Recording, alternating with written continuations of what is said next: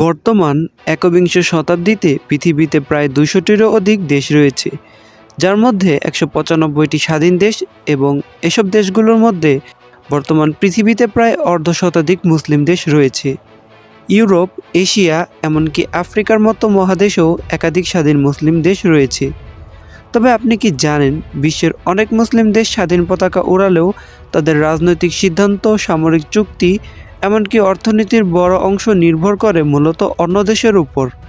আর এইসব অধিকাংশ মুসলিম দেশগুলো সবচেয়ে বেশি নির্ভর করে চলে যে দেশটির উপর, সেটি হলো আমেরিকা। এমনকি এর মধ্যে এমনও কিছু মুসলিম দেশ রয়েছে যারা আমেরিকার কথা ছাড়া চিন্তা ভাবনা পর্যন্ত করতে পারে না। সোজা কথায় বলতে গেলে এসব দেশগুলো অনেকটা আমেরিকার উপর আষ্টে পৃষ্ঠেভাবে আটকে আছে। যদিও এই মুসলিম দেশগুলোর মধ্যে বেশিরভাগই আর্থিক দিক দিয়ে অত্যন্ত ধনী ও প্রভাবশালী। আজকের ভিডিওতে আপনি জানতে চলেছেন বিশ্বের সবচেয়ে আমেরিকার উপর নির্ভর করে চলা এমন 10টি মুসলিম দেশ সম্পর্কে।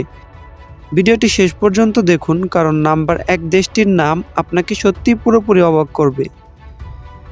নাম্বার 10-এ রয়েছে পাকিস্তান। পাকিস্তান এ দেশটি আপনারা ভালো করে চিনেন। দক্ষিণ এশিয়ার অন্যতম মুসলিম সংখ্যাগরিষ্ঠ একটি দেশ হলো পাকিস্তান। এই দেশটির বর্তমান জনসংখ্যা প্রায় 24 কোটি। এই দেশটিতে প্রায় 96% মুসলিম রয়েছে এবং বাকি 4% হিন্দু, খ্রিস্টান ও অন্য ধর্মের মানুষ বসবাস করে। এই দেশটির বর্তমান অর্থনীতি প্রায় 375 বিলিয়ন মার্কিন ডলার। পাকিস্তানের অর্থনীতি মূলত বহু বছর ধরে ঋণ, IMF ও বিদেশি সহায়তার উপর নির্ভর করে চলে। আমেরিকা দীর্ঘদিন পাকিস্তানের প্রধান সামরিক সহায়তাকারী একটি দেশ। মূলত আমেরিকা যুগের পর যুগ থেকে পাকিস্তানকে বিভিন্ন আর্থিক ও সামরিক সহায়তা দিয়ে থাকে, যার কারণে পাকিস্তান কখনো আমেরিকার বিরুদ্ধে কথা বলে না এবং এ দেশটি একচোখা নীতি অনুসরণ করে। তবে আমরা সবাই জানি, আমেরিকা কখনো কোনো দেশকে স্বার্থ ছাড়া সাধারণত সহায়তা করে না। মূলত আমেরিকা পাকিস্তানকে একটি ঘাঁটি হিসেবে ব্যবহার করে। এমনকি বিভিন্ন সময় উস্কানি দিয়ে আফগানিস্তানে হামলা করার ক্ষেত্রেও আমেরিকা পাকিস্তানকে ব্যবহার করে থাকে এবং পাকিস্তানও আমেরিকার কথা অমান্য করতে পারে না। এক কথায়, অর্থনৈতিক চাপ পড়লেই প্রথমেই পাকিস্তানে মার্কিন বা IMF সহায়তা দরকার হয়, যার ফলে পাকিস্তান মার্কিন প্রভাব থেকে বের হতে পারে না। নাম্বার 9-এ যে দেশটি রয়েছে সে দেশটির নাম হলো জর্ডান।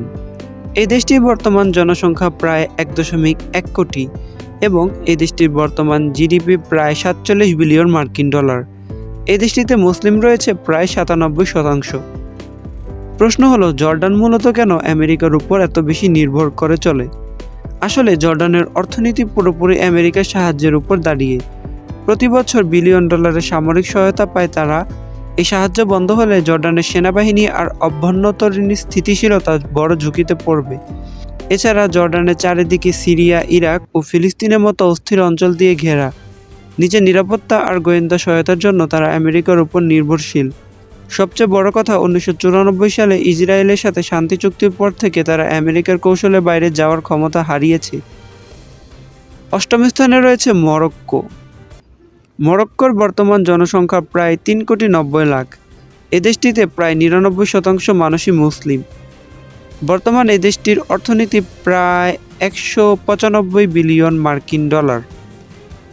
প্রশ্ন হলো, মরক্কো কেন আমেরিকার বিরোধিতা করতে পারে না? এর মূল কারণ হলো 2020 সালের আব্রাহাম চুক্তি। মরক্কোর সবচেয়ে বড় জাতীয় ইস্যু হলো ওয়েস্টার্ন সাহারা। আমেরিকা প্রথম শক্তিশালী দেশ হিসেবে এই অঞ্চলের উপর মরক্কোর দাবিকে স্বীকৃতি দেয়, আর তার বিনিময়ে মরক্কো ইসরায়েলের সাথে সম্পর্ক স্বাভাবিক করে তথা আব্রাহাম চুক্তিতে সই করে। এটি ছিল একটি বড় রাজনৈতিক লেনদেন। এখন যদি মরক্কো আমেরিকার বিরোধিতা করে, তবে তারা ওয়েস্টার্ন সাহারার আন্তর্জাতিক সমর্থন হারাবে এবং আমেরিকা ও ইসরায়েল উভয়েরই রোষানলে পড়বে। 7ম স্থানে যে দেশটি রয়েছে সেটি হলো সংযুক্ত আরব আমিরাত, UAE। মধ্যপ্রাচ্যের সবচেয়ে ঝকঝকে এই দেশটির জনসংখ্যা প্রায় 1 কোটি, যার মধ্যে প্রায় 76% মানুষই মুসলিম। বর্তমান এই দেশটির GDP প্রায় 507 বিলিয়ন মার্কিন ডলার। প্রশ্ন হলো, কেন আরব আমিরাত আমেরিকার উপর এত নির্ভর করে চলে? মূলত আরব আমিরাতের পুরো প্রতিরক্ষা ব্যবস্থা ও আধুনিক অস্ত্রশস্ত্র মূলত মার্কিন নিয়ন্ত্রিত। 2020 সালে আব্রাহাম চুক্তিতে স্বাক্ষরের পর আরব আমিরাত আমেরিকার সাথে এক গভীর সামরিক ও গোয়েন্দা জালে জড়িয়ে পড়েছে। তাদের ভিশন 2030 বা অর্থনৈতিক উন্নয়নের বিশাল পরিকল্পনাগুলো মূলত মার্কিন বিনিয়োগ ছাড়া সফল করা প্রায় অসম্ভব। ইসরায়েলের সাথে সম্পর্ক স্বাভাবিক করার পর এখন তারা আমেরিকার নীতি থেকে এক চুলও নড়তে পারে না। 6 নম্বর স্থানে যে দেশটি রয়েছে সে দেশটির নাম হলো কুয়েত। কুয়েতের বর্তমান জনসংখ্যা প্রায় 50 লাখ, যার মধ্যে প্রায় 74% মানুষই মুসলিম। এ দেশটি বর্তমান জিডিপি প্রায় 180 বিলিয়ন মার্কিন ডলার। কুয়েতের নিরাপত্তার বড় অংশ মূলত মার্কিন সামরিক ঘাঁটির উপর নির্ভরশীল। 1990 সালের গালফ যুদ্ধের সময় আমেরিকা কুয়েতকে ইরাকের কবল থেকে রক্ষা করেছিল। সেই ঋণ তারা আজও শোধ করেছে।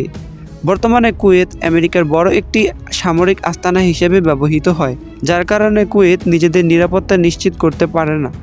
পঞ্চম স্থানে যে দেশটি রয়েছে সেই দেশটির নাম হলো কাতার। কাতারে বর্তমান জনসংখ্যা প্রায় 31 লক্ষ, যার মধ্যে প্রায় 67% মানুষই মুসলিম। এই দেশটি বর্তমান জিডিপি প্রায় 235 বিলিয়ন মার্কিন ডলার। মধ্যপ্রাচ্যে সবথেকে বৃহত্তম বিমান ঘাঁটি মূলত কাতারে অবস্থিত। কাতার এই দেশটি আন্তর্জাতিক রাজনীতিতে নিজেকে প্রভাবশালী রাখতে সবসময় মার্কিন নীতির সাথে তাল মিলিয়ে চলে। যদিও কাতার মাঝে মাঝে মধ্যস্থতা করে, কিন্তু দিন শেষে তারা আমেরিকার সামরিক ছত্রছায়া ছাড়া মধ্যপ্রাচ্যে টিকে থাকতে পারবে না, যার কারণে মূলত কাতার কখনোই আমেরিকার বিরোধিতা করতে পারে না। নাম্বার 4-এ যে দেশটি রয়েছে সে দেশটির নাম হলো মিশর। মিশরের বর্তমান জনসংখ্যা প্রায় 11 কোটি, এর মধ্যে প্রায় 90% মানুষই মুসলিম। এ দেশটি বর্তমান জিডিপি প্রায় 395 বিলিয়ন মার্কিন ডলার। মুসলিম দেশগুলোর মধ্যে অন্যতম বৃহৎ সেনাবাহিনী থাকা সত্ত্বেও মিশর আমেরিকার উপর পুরোপুরি নির্ভরশীল, কারণ তারা প্রতি বছর প্রায় 1.3 বিলিয়ন ডলারেরও বেশি সামরিক সাহায্য পায় সরাসরি আমেরিকার কাছ থেকে। তাদের আধুনিক যুদ্ধবিমান, স্যাটেলাইট এবং উন্নত অস্ত্রশস্ত্র সবই আমেরিকার উপর নির্ভর করে চলে। এই সাহায্য বন্ধ হলে মিশরের অর্থনীতি ও সামরিক শক্তি তাসের ঘরের মতো ভেঙে পড়বে। নাম্বার 3-এ যে দেশটি রয়েছে সেই দেশটির নাম হলো তুরস্ক। তুরস্কের জনসংখ্যা প্রায় 8 কোটি 60 লক্ষ, যার মধ্যে প্রায় 99% মানুষই মুসলিম। এই দেশটির বর্তমান জিডিপি প্রায় 1.3 ট্রিলিয়ন মার্কিন ডলারের থেকেও বেশি। তুরস্ক একটি শক্তিশালী দেশ হলেও তারা ন্যাটো এর সদস্য। এর ফলে তাদের সামরিক কৌশল অনেকটাই মার্কিন নেতৃত্বাধীন পরিকল্পনায় চলে। তুরস্ক মাঝে মাঝে আমেরিকার বিরোধিতা করার নাটক করলেও দিন শেষে প্রতিরক্ষা সরঞ্জাম, বাণিজ্য এবং আন্তর্জাতিক ব্যাংকিং ব্যবস্থার জন্য তাদের আমেরিকার উপর নির্ভর করে চলতেই হয়। নাম্বার 2-এ যে দেশটি রয়েছে সে দেশটির নাম হলো সৌদি আরব। ইসলামী দুনিয়ার কেন্দ্র এবং তেলের শক্তিতে বলীয়ান সৌদি আরবের বর্তমান জনসংখ্যা প্রায় 3 কোটি 70 লাখ। এই দেশটির বর্তমান জিডিপি প্রায় 1.3 ট্রিলিয়ন মার্কিন ডলার। প্রশ্ন হলো, সৌদি আরব কেন আমেরিকার উপর এত নির্ভরশীল? কারণ সৌদি আরবের পুরো প্রতিরক্ষা ব্যবস্থা মার্কিন প্রযুক্তি ও সামরিক সহায়তার উপর দাঁড়িয়ে। আমেরিকার সাথে কয়েক দশক আগে করা পেট্রোডলার চুক্তির মাধ্যমে সৌদি আরব বিশ্ব অর্থনীতিতে নিজের অবস্থান গড়েছে। ইরানকে মোকাবেলা করতে এবং নিজেদের রাজতন্ত্র টিকিয়ে রাখতে তারা যুগের পর যুগ আমেরিকার সাথে কৌশলগত সখ্যতা বজায় রেখে চলেছে। মূলত আমেরিকা ছাড়া সৌদি আরবের আধুনিক সামরিক ব্যবস্থা পরিচালনা করা প্রায় অসম্ভব। নাম্বার 1-এ যে মুসলিম দেশটি রয়েছে সেই দেশটির নাম হলো বাহরাইন। আপনি হয়তো অবাক হচ্ছেন নাম্বার 1-এ বাহরাইনের নাম দেখে। মাত্র প্রায় 16 লক্ষ জনসংখ্যার এই দেশটির প্রায় 70% মানুষই মুসলিম। এই দেশটি বর্তমান জিডিপি প্রায় 49 বিলিয়ন মার্কিন ডলার। প্রশ্ন হলো, বাহরাইন মূলত এই লিস্টে কেন 1 নম্বরে? মূলত বাহরাইন একটি মুসলিম দেশ হলেও এখানে আমেরিকান নৌবাহিনীর 5th ফ্লিট বা 5ম নৌবাহিনীর প্রধান সদর দপ্তর অবস্থিত। এর মানে হলো বাহরাইন পুরো ভূখণ্ড কার্যত আমেরিকা তাদের সামরিক স্বার্থে নিয়ন্ত্রণ করে। এছাড়া বাহরাইন অন্যতম দেশ যারা আব্রাহাম চুক্তিতে স্বাক্ষর করে ইসরায়েলের সাথে সম্পর্ক স্থাপন করেছে। মূলত সার্বভৌমত্ব বলতে যা বোঝায়, বাহরাইনের ক্ষেত্রে সেটি আমেরিকার নীতির কাছে বন্দী।